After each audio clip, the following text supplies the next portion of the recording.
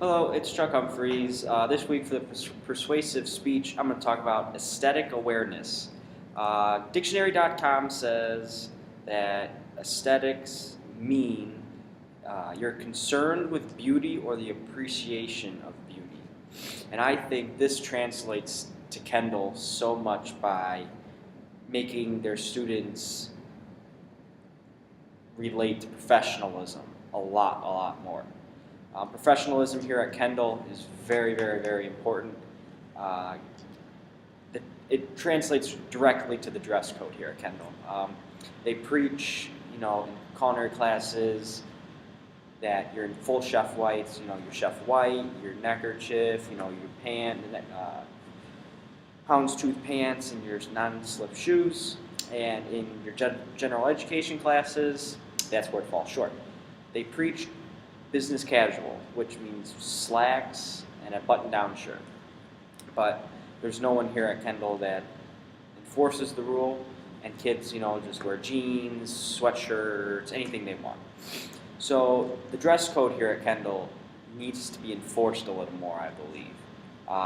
Just for these simple facts, the professionalism here at Kendall needs to be improved a little bit. Punishments to the degree for students, you don't have to kick them out. I mean, that's a little above and beyond. And then teachers need to enforce the rules that they preach. I know in this class we're mainly culinary students, and we know that chef whites all the time, pretty much. But it's nice, to dress in jeans and sweatshirt. But it's not really against. It's against the policy here at Kendall. So professionalism. Kendall's handbook states, culinary classes, you must be in full chef whites. Like I said, they say the chef jacket, neckerchief, the houndstooth pants, non-slip shoes, and then it says general education classes, you must be business casual, which states slacks, button-down shirts, tie, jacket. So, they say that you have to dress up in a full suit, but we know as well that if you dress up in just slacks and a button-down shirt, you'll be fine. No one's going to say anything to you. Punishments, it can just be a verbal thing.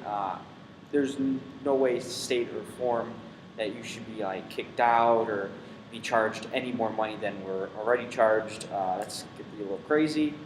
And then I think that the biggest thing Kendall has to do is with the dress code policy is to enforce the rules.